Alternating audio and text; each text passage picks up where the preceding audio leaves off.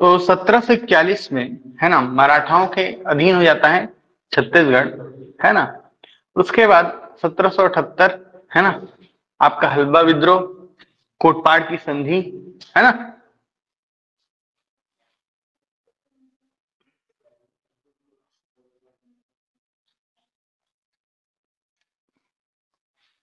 फिर 1700 कब 58 58। फिर उसके बाद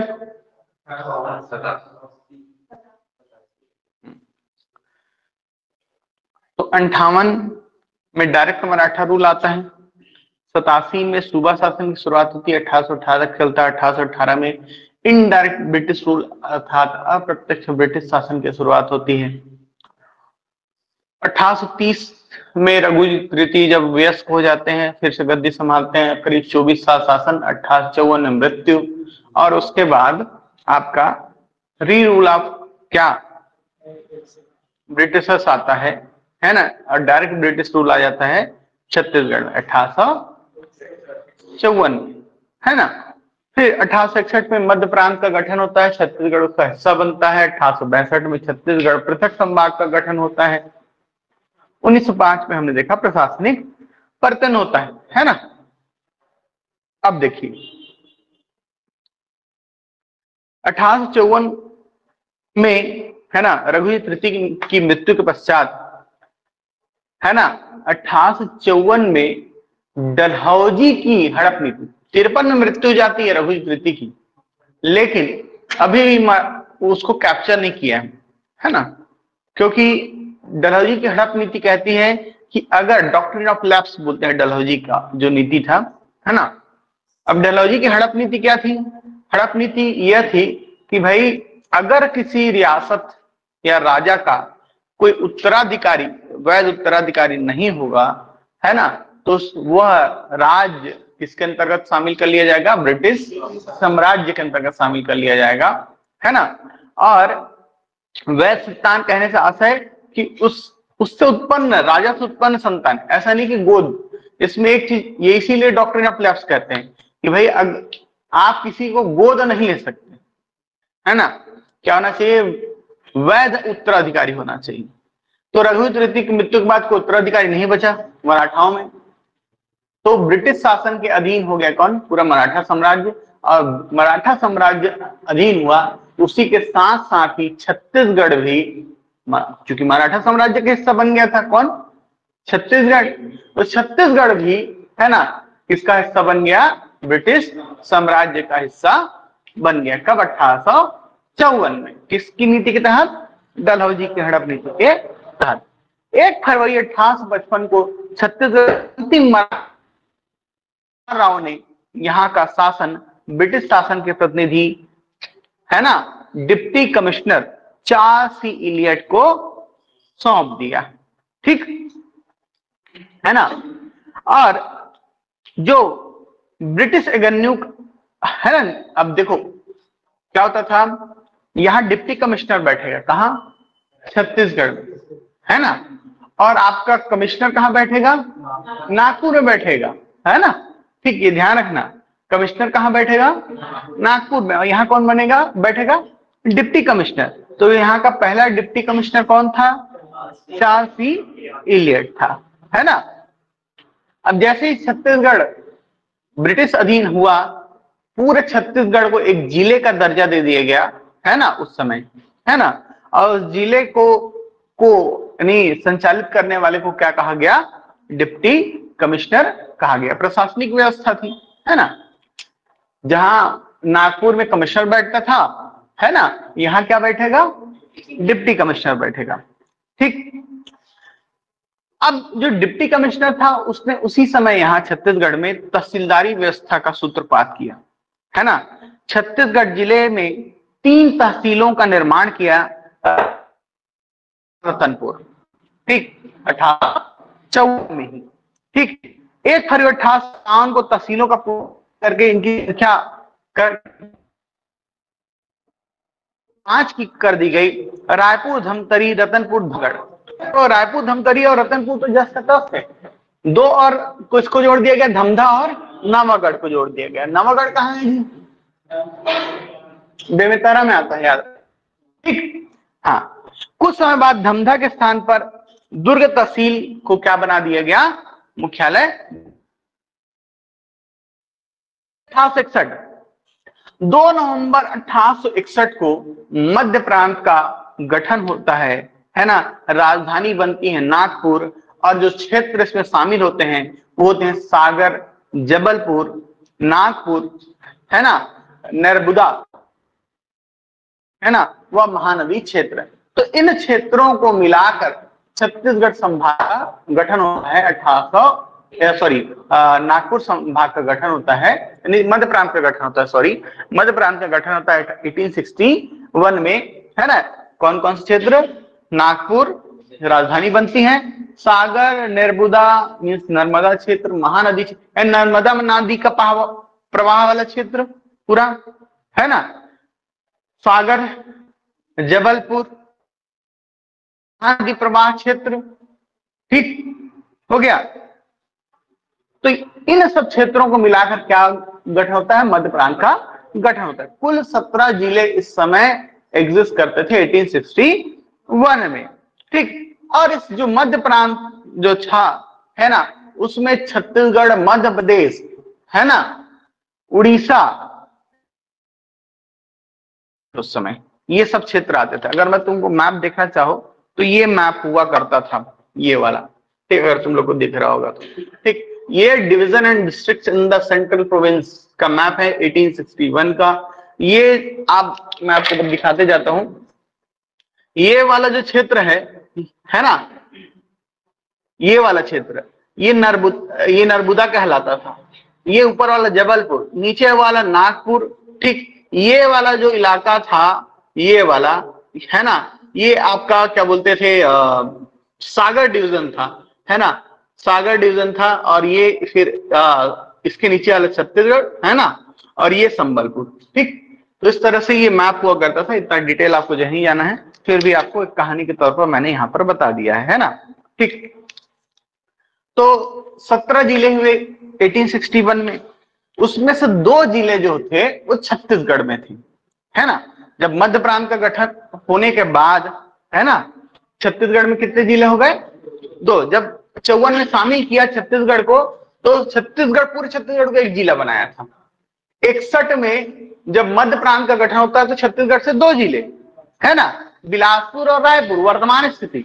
लेकिन छत्तीसगढ़ संभाग के अंतर्गत, यानी उस छत्तीसगढ़ क्षेत्र के अंतर्गत उस समय उड़ीसा का भी एक इलाका आता था जिसको बोलते थे संबलपुर। तो इस तरह 3 जिले अगर उस समय देखें तो देखते जाइएगा। 1861 से अब हम इतिहास को छत्तीसगढ़ के अच्छे से देखना चालू करेंगे, है ना। तो 1861 छत्तीसगढ़, है ना, मध्य प्रांत का हिस्सा बनता है, ठीक। 1861 यही जो छत्तीसगढ़ है ना, ये पृथक संभाग बन जाता है किसका? है ना, क्या बनता है? पृथक संभाग के रूप में गठित होता है ना। 1862 तुमको क्वेश्चन पूछेगा कि भैया बताइए मध्य प्रांत का गठन कब हुआ? तो 1861 में।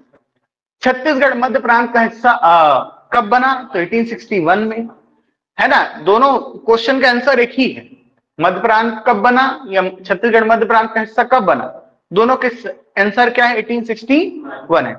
1862 क्वेश्चन पूछेगा कि भाई बताइए छत्तीसगढ़ पृथक संभाग का गठन कब हुआ? तो 1862 में, ठीक। छत्तीसगढ़ पृथक संभाग का गठन कब हुआ? 1862 में। या ऐसे भी क्वेश्चन पूछ सकता है कि एक छत्तीसगढ़ पृथक संभाग के रूप में कब स्थापित हुआ, तब भी आप आंसर क्या लेंगे? 1862 लेंगे, ठीक। फिर अब देखिए 1862 में जब पृथक संभाग बनता है तो छत्तीसगढ़ के 3 क्षेत्र, है ना, तीन क्षेत्र, तीन जिले यहाँ पर स्थित रहते हैं छत्तीसगढ़ में। तत्कालीन छत्तीसगढ़ की बात कर रहे हैं, है ना। वर्तमान छत्तीसगढ़ के हिसाब से देखें तो दो जिले यहाँ पर कौन कौन से, बिलासपुर ऊपर वाला और रायपुर, और एक है आपका संबलपुर। संबलपुर ये आपका उड़ीसा का क्षेत्र आता है, कलिंग क्षेत्र आता है ना। अच्छे से देखना चाहो तो यहाँ पर मैं तुमको दिखाता हूं, ये ब्लू वाला जो है, ये लोअर पार्ट जो गरियाबंद से लगा हुआ है, यही आपका संबलपुर है। ठीक, क्लियर। अब देखिए 1862 स्थिति, तीन जिले, है ना, है ना। ठीक, बस्तर का जो क्षेत्र था, है ना, ये छत्तीसगढ़ संभाग का हिस्सा था। बस्तर का जो लोअर बस्तर वाला इलाका आता था, है ना, वो किसके अंतर्गत आता था, आपका गोदावरी संभाग के अंतर्गत आता था। ठीक, क्लियर। चलिए इसके बाद अब देखते जाएंगे स्थितियों को। 1862, उसके बाद क्या होता है 1930 में, है ना, क्या 1903 में, ये पढ़ने इसमें नहीं है लेकिन आपको इतिहास के तौर पर जानना जरूरी है। 1903 में होता क्या है कि हैदराबाद राज्य का बरार, बरार जो है ना, बरार जो हिस्सा है हैदराबाद राज्य का, जो वर्तमान में तेलंगाना जो जिसको कह सकते हैं आप, है ना, तो वो बरार जो प्रांत है उसको किसमें शामिल कर दिया जाता है, मध्य प्रांत में शामिल कर दिया जाता है। तो 1903 में ये जो सेंट्रल प्रोविंस था वो क्या कहलाने लग गया, सेंट्रल प्रोविंस एंड बरार कहा जाने लग गया 1903 में। ठीक, क्लियर हुआ। कौन सा इलाका, अगर आप इंडिया का मैप देखो तो ये वाला इलाका है ना, ये जो ये वाला आंध्र का ये वाला, ठीक, ये तो था ही, ये तो आता ही था। ये वाला जो हिस्सा था ये भी शामिल कर दिया गया और सेंट्रल प्रोविंस एंड बरार कहा जाने लग गया। ठीक, क्लियर। उसके बाद 1905 में, क्रमिक चल रहे हैं ना, ठीक, अब सीधे आ जाएंगे 1905 में, है ना। ये लास्ट है ना प्रथम चरण का, है ना। ये कौन सा चरण है, पहला वाला, क्या बोलते हैं इसको, भूभाग निर्धारण का दौर। ठीक, अभी छत्तीसगढ़ की सीमाएं डिसाइड हो रही कि क्या होगा, है ना। 1905 में क्या होता है, बंग भंग आंदोलन होता है ना। अगर भारतीय इतिहास को आप कनेक्ट नहीं करेंगे तो आप नहीं पढ़ पाएंगे। बंग भंग आंदोलन होता है, बंग भंग आंदोलन होता है ना। क्या होता है बंग भंग आंदोलन, बताइए तो मुझको।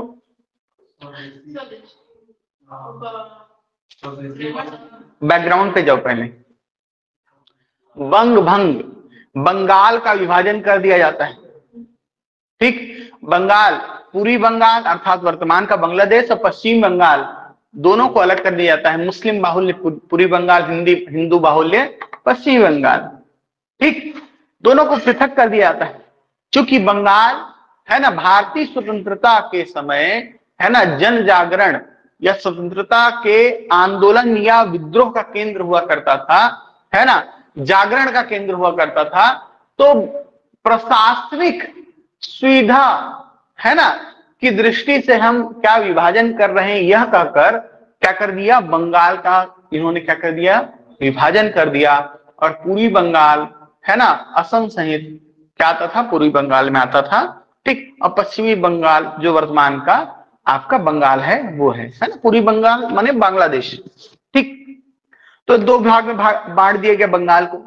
अब जब लोग जनता तक ये बात पहुंची कि बंगाल का विभाजन हो गया तो उसके बाद बंग भंग आंदोलन चालू हुआ, है ना। स्वदेशी का प्रयोग, विदेशी का बहिष्कार, है ना। ठीक, पदों का त्याग, बहुत सारी चीजें चालू हुई, है ना, राष्ट्रीय पंचायत और सब, है ना, आप आगे देखोगे उसको। तो बंग भंग आंदोलन हुआ। बंग भंग आंदोलन के आप देखो बंग भंग का परिणाम क्या हुआ छत्तीसगढ़ में। अब जो आपका उड़िया भाषी संबलपुर जो क्षेत्र था छत्तीसगढ़ से, है ना, अब देखो डिवीजन आता था आपका वो वाला बंगाल का बंगाल का जो डिवीजन था वेस्ट बंगाल वाला था, उसमें उड़ीसा शामिल था। ठीक, उड़ीसा इसमें शामिल नहीं था, छत्तीसगढ़ की तरफ संभाग किसमें शामिल था, उधर शामिल था। ठीक, और एक था छोटा नागपुर का क्षेत्र, है ना। ठीक, ये सब किसमें शामिल थे, जैसे सेंट्रल प्रोविंस इधर बना था वैसे उधर बना था, है ना। उड़ीसा वाला, सॉरी वेस्ट बंगाल वाला, बंगाल वाला, बंगाल प्रांत। ठीक, तो बंगाल प्रांत के अंतर्गत उड़ीसा आता था। ठीक, और बिहार जो छोटा नागपुर है वो भी एक इसका हिस्सा हुआ करता था। ठीक, तो कुछ प्रशासनिक परिवर्तन क्या क्या हुए, तो हमारे छत्तीसगढ़ से उस समय जो संबलपुर जिला था 1862 वाला, संबलपुर याद है ना। ठीक, तो जो ये संबलपुर जिला था ना, है ना, ये वाला जो क्षेत्र था, इसको हमने, ये उड़िया भाषी था चूंकि, उड़िया भाषी जो क्षेत्र है उसको हमने किसको वापस कर दिया, तो उड़िया भाषी क्षेत्र, ठीक, उनको हमको उसको हमने किसको दे दिया, उड़ीसा में शामिल हो गया। अब उड़िया भाषी क्षेत्र कौन कौन से थे, तो ये आपको ध्यान रखना, यहीं पर लिखोगे उड़िया भाषी कौन कौन से क्षेत्र, संबलपुर जिला। ठीक, ये कौन सा था, संबलपुर जिला। ठीक, अभी संबलपुर जिले में कौन कौन से क्षेत्र शामिल थे ये आपको लिखना है, तो लिखिएगा संबलपुर, कालाहांडी, रायराखोल, बामरा और सोनपुर। ठीक, क्लियर। तो आपका कौन सा है, संबलपुर, है ना। बामरा स्टेशन पड़ता है, आप जाके देखिए उस रूट पे, झारसुगड़ा रेल लाइन पे, है ना, तो आपको बामरा स्टेशन देखने को मिल जाएगा, है ना। बामड़ा, बामरा, है ना, बामड़ा लिखा रहता है ना। तो बामरा, रायराखोल, बामरा, ठीक, कालाहांडी, है ना, बालंगीर, सोनपुर। ठीक, बता रहा हूं ना। ठीक, हो गया। तो तुम अलग अलग बुक में अलग अलग देखने को मिल जाएगा, अच्छे से देखना होगा तो मैप खोल के देख लेना तुम लोग, तुमको पूरा जगह मिल जाएगा। ये देखो बताते जा रहा हूं, ये बामरा है। ठीक, ये वाला इलाका, ये अगर आपका पूरा जबलपुर है तो ये वाला इलाका था आपका बामरा। ठीक, ये वाला। ठीक, और ठीक है, तुम कह सकते हो कि ये वाला जो पटना भी एक क्षेत्र था, है ना। इसमें बहुत सारे, अब देखो ये 5 मैंने लिख दिया, है ना। अब तुम इसी क्षेत्र को कोरबा क्षेत्र भी कह सकते हो मुख्य रूप से, इसी, अब इस क्षेत्र को गेवरा क्षेत्र बोलोगे, है ना। ठीक, गेवरा प्रोजेक्ट आ जाएगा ना इधर, है ना, वो कुसमुंडा क्षेत्र में आ जाएगा। तो वैसे ही नाम था, अब उसको किताब वाले अलग अलग नाम से दे देते हैं। ये क्षेत्र हैं, है ना, इनका अलग अलग जगहों का नाम है, इससे वो कोई इस पर वो नहीं होता है ना। ये मुख्यतः था संबलपुर जिला। अब इसमें तो मैं तुमको 50 नाम बता दूंगा। देवगढ़ बोलोगे तो फिर देवगढ़ है इसमें, है ना, देवगढ़ है, बामरा है, संबलपुर है। ठीक, आपका नाथखोल नामक एक जगह है। ठीक, बालंगीर क्षेत्र है ना, बालंगीर जो है ना ये वाला, इसी को तुमको बोलता है पटना करके। ठीक, ऐसे करके पटना है ना। तो बालंगीर, ठीक, ये आपका जो नीचे वाला जो क्षेत्र है वो कालाहांडी है, उसी में अगर इस तरह से वो क्षेत्र है तो ये वाला बामरा हो गया। ठीक, ये बीच वाला संबलपुर हो गया, है ना। ठीक, सॉरी सोनपुर, हाँ संबलपुर यही। ठीक, फिर उसके बाद ये वाला इलाका सोनपुर हो गया। ठीक, सोनपुर के बाद फिर ये जो इलाका बचा ये आपका पटना हो गया, इसी में बालंगीर क्षेत्र है। ठीक, और नीचे वाला है कालाहांडी। ठीक, है ना। ऑथेंटिक मैप देखो कोचिंग इंस्टीट्यूट का नहीं, है ना, इंटरनेट पे जाओ 1861 सेंट्रल प्रोविंस मिल जाएगा मैप, है ना, वो मैप देखो। ठीक, तो उसमें तुमको ये अलग अलग क्षेत्र देखने को मिल जाएंगे। तो तुम ध्यान रख लो कि ठीक है पटना भी है ना, लेकिन जरूरी नहीं कि वो ऐसे ही पूछ दे, है ना। और ऐसे भी तुमको ये इतना अब नहीं पूछता है, ये बेसिक हो गया, है ना। ये हलवा क्वेश्चन आज कहीं डालता है, छत्तीसगढ़ में पूछेगा क्या, ये पूछता है ना, पैटर्न से हट गई चीजें। ठीक, तो उड़िया भाषी जो क्षेत्र है ना, ठीक, उड़िया भाषी कौन सा था, संबलपुर था, तो संबलपुर को हमने किसको दे दिया, उड़ीसा को दे दिया। अब देखो जो छोटा नागपुर के अंतर्गत आता था, इट मींस बिहार प्रांत के अंतर्गत आता, बिहार के अंतर्गत आता था, तो बिहार के अंतर्गत छोटा नागपुर है ना, उसके अंतर्गत आने वाली 5 रियासतें जो थी, ठीक, कौन कौन सी, जसपुर, अब देखते जाना कहां कहां पर कौन सी रियासत मैं बताते जाऊंगा तुमको, है ना। ये अगर मैप यहां पर दिख रहा है, हम बनाते हैं कैसे, ये, ठीक हो गया, ठीक, ये, ठीक, तो ये जो क्षेत्र है ये वाला, ये चांग बखार है, चांग बखार, चांग बखार, ठीक, क्लियर हो गया। उसके बाद ये है आपका कौन सा, कोरिया रियासत, है कि नहीं, ठीक, तो चांग बखार हो गया, ठीक। फिर उसके बाद है आपका सरगुजा रियासत, ये वाला कौन सा है, सरगुजा रियासत। सरगुजा रियासत के बाद जो आप आता है यहाँ पर जसपुर नगर। अब देखो यहाँ पर ध्यान रखना, ठीक, ये वाला जो इलाका है, ये ऊपर वाला है, ये है जसपुर नगर, ठीक, क्लियर। और ये जो लोअर पार्ट है ना, यहां वाला, ठीक, ये क्या आ जाएगा, उदयपुर, ठीक, समझ में, ठीक। तो ये आपके जो इतनी रियासतें थी, चांग बखार हो गया, कोरिया हो गया, सरगुजा हो गया, जसपुर नगर हो गया, उदयपुर हो गया, ये जो है ये किस में शामिल कर दिए गए, छत्तीसगढ़ में शामिल कर दिए गए। ये क्षेत्र थे छोटा नागपुर के, ये क्षेत्र ही छोटा नागपुर कहलाता है, तुमको पता होना चाहिए। ये वाला पूर्वी बघेलखंड का क्षेत्र है, ये वाला लगभग, है ना, ठीक। और ये छोटा नागपुर क्षेत्र है, छोटा नागपुर का पठार के अंतर्गत आता ही है, ठीक। तो छोटा नागपुर का जो पश्चिमी विस्तार है, दक्षिण पश्चिम विस्तार है, वो छत्तीसगढ़ के पास है, ध्यान रखिएगा, ठीक। आप जब जियोग्राफी पढ़ेंगे तो ये पूर्वी बघेलखंड का पठार है ना, समझ में आया।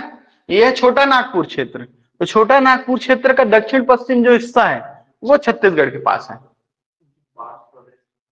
हाँ, पाट प्रदेश है ना, मैं बोला ना कि छोटा नागपुर पठार है वो, अब पठार है तो इसीलिए तो ये पाट प्रदेश है सब, है ना, इसीलिए तो आप पढ़ते हो सामरी पाट, जसपुर पाट, ये सब, है ना, ठीक, क्लियर, चलो हो गया।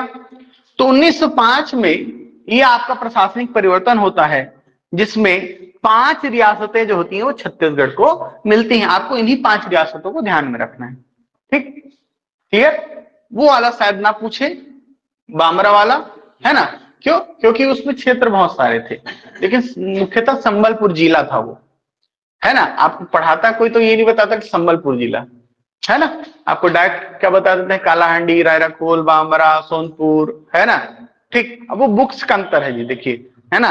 अब कोई आया नया फैक्ट, मैं भी कल दूसरा एक नया बुक लिखूंगा, एक तो नया फैक्ट डाल दूंगा, और क्यों, आपके में जिजीविसा पैदा करने के लिए, अरे नया मिल गया, बस, और कुछ नहीं है, ठीक। बाकी चीजें वही हैं, मेन चीज है कि आप समझिए कि क्या हो रहा है।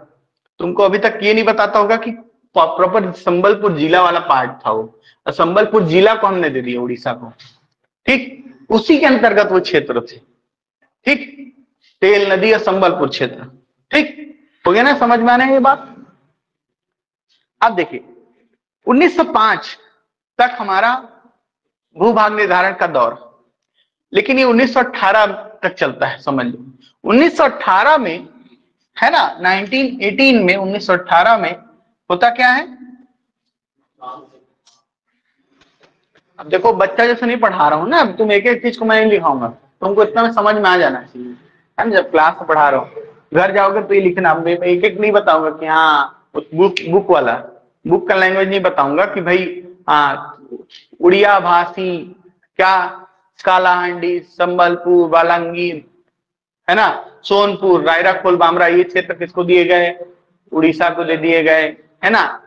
ठीक, छोटा नागपुर बिहार कोष्टक में रख के, है ना, कि जो 5 रियासतें थी वो छत्तीसगढ़ में सम्मिलित कर दी गई, है ना। अब एक एक बच्चा जैसा नहीं, अब थोड़ा ये मैं इसीलिए मैं 2 बैच में इसीलिए बांट दिया हूँ चीजों को, एक अभ्युदय बैच और कुशाग्र बैच।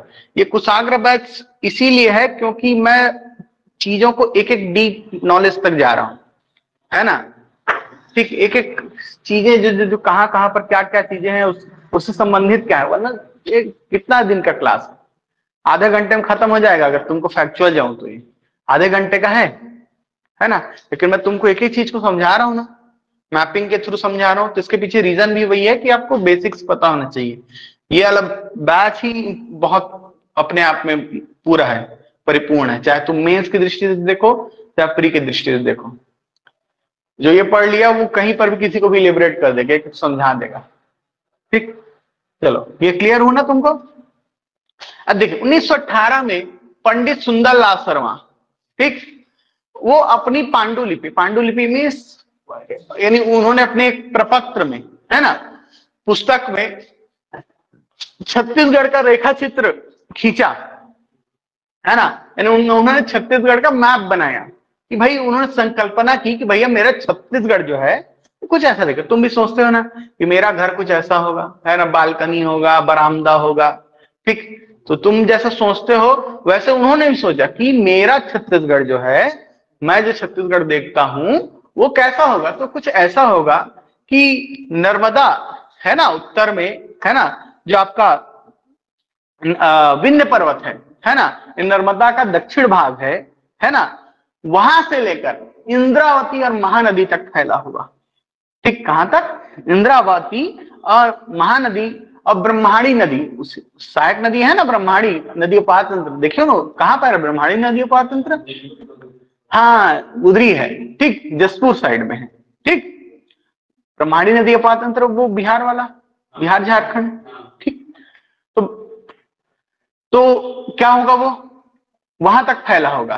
ठीक, इसके अलावा कहते हैं कि पश्चिम में वेनगंगा बहती है और जहां गढ़ नामची ग्राम है ना, क्या, जहां पश्चिम में वेनगंगा नदी बहती है, वेनगंगा बहती है ना पश्चिम में, महाराष्ट्र का बॉर्डर, है ना, गोदावरी की सहायक नदी। ठीक, तो वेनगंगा पातंत्र पढ़ते हो ना। ठीक, तो जहां पश्चिम में वेनगंगा बहती है और गढ़, है ना, गढ़ जो है ग्राम की तरह है, यहाँ पर छत्तीसगढ़ है ना जो, है ना, ग्राम नामाची ग्राम है जहां पर सिंह बाजा का प्रचार है। सिंह बाजा देखे हो ना, ठीक, तो जहां पर ऐसे करके ऐसे दिखता है, बड़ा सा ऐसे पाइप करके, बड़ा सा, है ना, चोंगा टाइप का, है ना, उसको बोलते हैं सिंह बाजा। जहां क्या है, सिंह बाजा का प्रचार है ना, जहां स्त्रियों का पहनावा प्राय एक वस्त्र होता है, एक ही।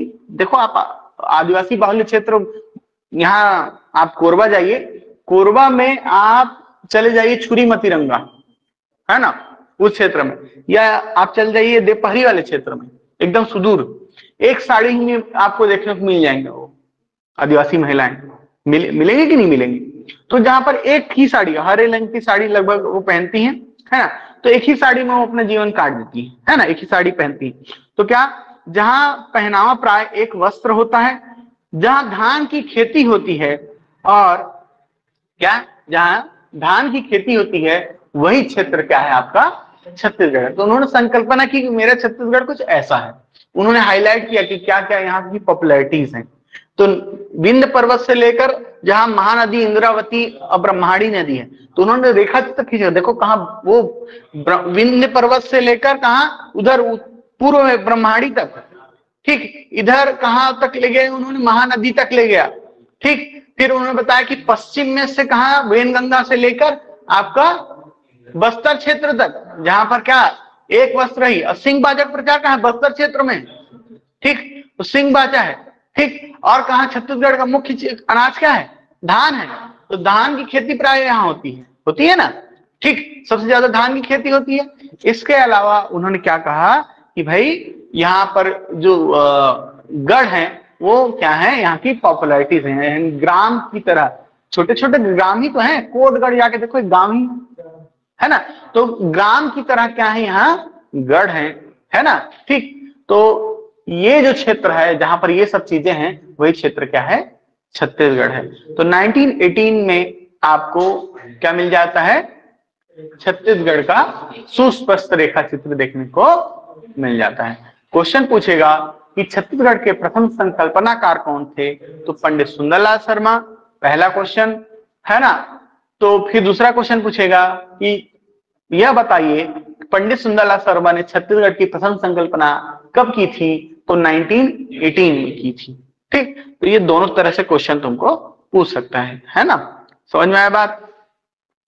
चलिए, फिर 1924 में रायपुर जिला परिषद की बैठक में पृथक छत्तीसगढ़ की मांग रखी जाती है और वो मांग रखते हैं वामन राव लाखे, है ना। तो 1918 मिटा दो ना, ये समझ में आया ना ये चीज।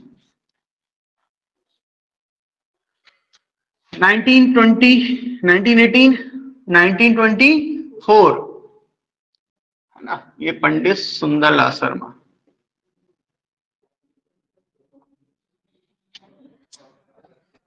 संकल्पना है ना, भूपेश बघेल जी कह रहे हैं उसको आप अब किनारे करिए, है ना। ठीक, 1924 वो अलग बोल रहे थे ना कि छत्तीसगढ़ के प्रथम संकल्पनाकार किसको मानते हैं, वो खूबचंद बघेल, समझे। हाँ। तो 1924 है ना, 1924 में रायपुर जिला परिषद की बैठक होती है, रायपुर जिला परिषद। ठीक, तो रायपुर जिला परिषद की बैठक में पहली बार मांग रखी गई। अब देखो ये कौन सा चरण अब आ गया जी, 1980 से लेकर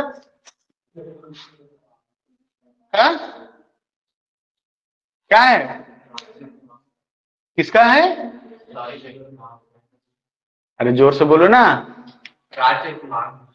हाँ, प्रारंभिक मांग का चरण।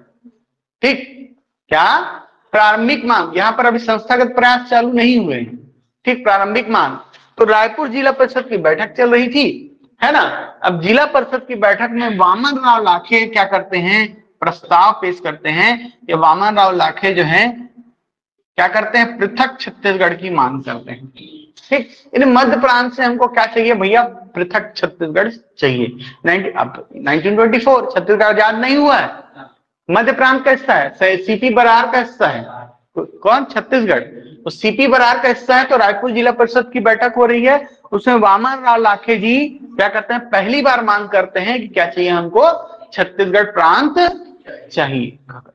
ठीक, क्लियर है जी, है ना।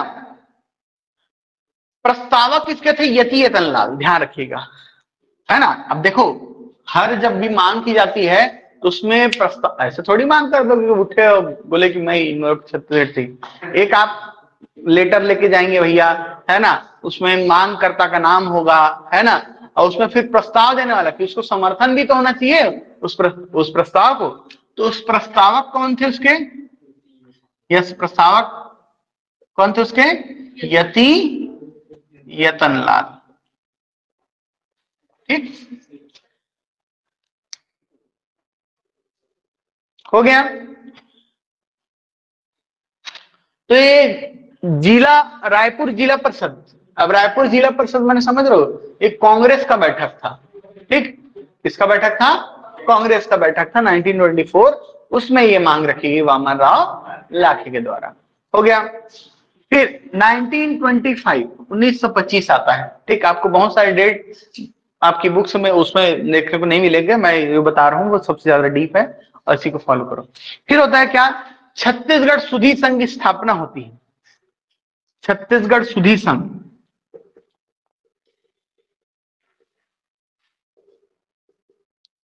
ठीक, छत्तीसगढ़ का क्या शुद्ध लेने वाला संघ, है ना। तो छत्तीसगढ़ सुधी संघ की स्थापना होती है, प्रधानमंत्री इसके बनते हैं शिवदास पांडे, सदस्य। अब देखो ये जो छत्तीसगढ़ सुधी संघ था, ये एक्चुअल में कौन से वर्ग था, बुर्जुआ था कि सर्वहारा था? बड़े बड़े लोगों का था। ठीक, किसका था? बुर्जुआ वर्ग था। ठीक, इसमें राजा, इसके सदस्य कौन होते थे? राजा, जमींदार, गौटिया, वकील। ठीक, ये सबका संघ था। कौन? आपका छत्तीसगढ़ सुधी संघ।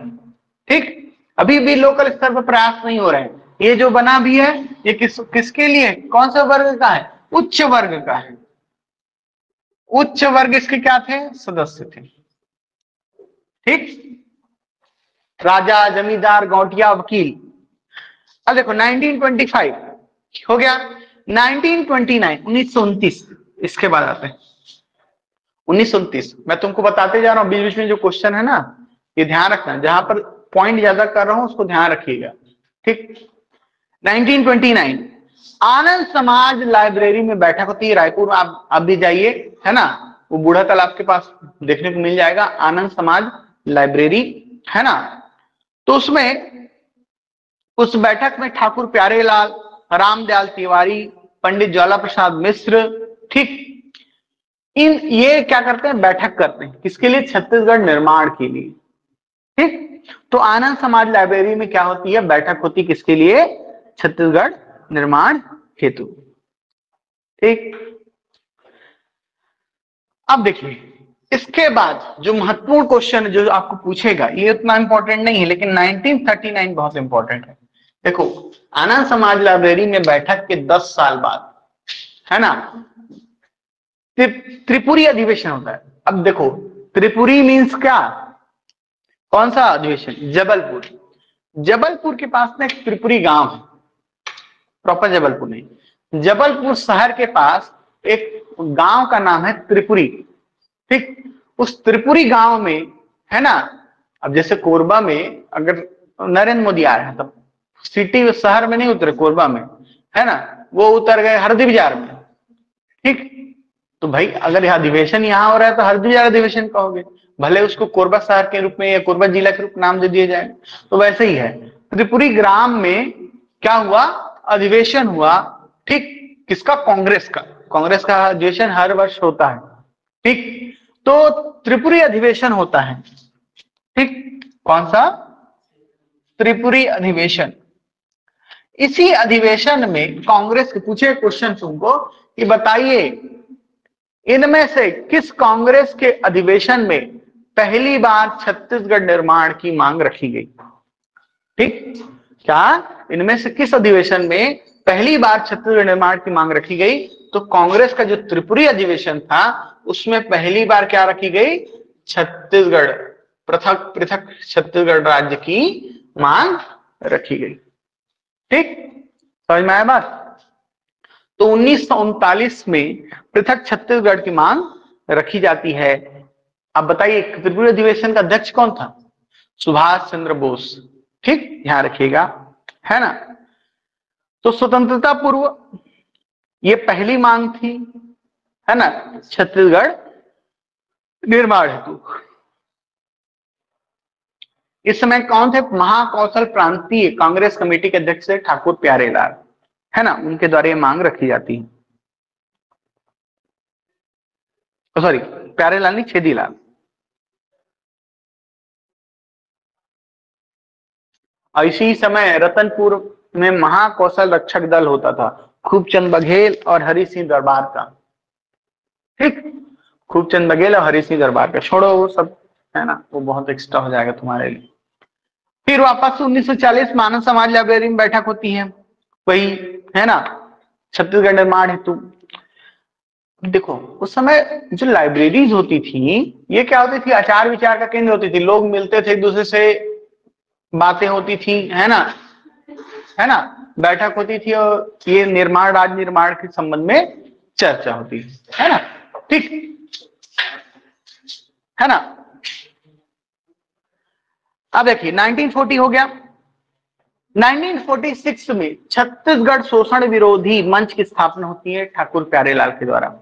ठीक, 1946 में छत्तीसगढ़ शोषण विरोधी मंच, है ना, किसके द्वारा? ठाकुर प्यारेलाल के द्वारा, है ना।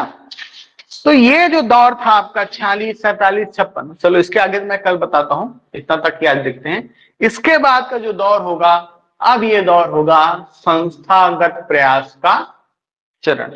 ठीक, अभी तक जो चरण चला ये प्रथम मांग का चरण है ना। ये जो चल रही है क्या है, प्रथम मांग का चरण है। अभी कोई छत्तीसगढ़ से स्पेशल क्या नहीं बनाया आपने, समूह नहीं बनाया स्पेशल छत्तीसगढ़ की मांग के हेतु। ठीक, तो यहां पर तक ध्यान रखिए, इसके आगे हम कल देखेंगे। ठीक, चलो तुम लोग उधर चले जाओ, 45 मिनट थोड़ा सा आराम करो, है ना। उसके बाद तुम लोग का साइंस का बैच स्टार्ट होगा, है ना। ठीक है, लोग को बैठने दो हिंदी के लिए, या तो बैठना होगा तो फिर बेंच वेंच को फिर यहाँ तुम लोग को सेटअप करना पड़ेगा, फिर वापस ले जाओगे, लेकिन कल देख लो तुम लोग बैठोगे तो बैठ भी सकते हो, ऐसा नहीं।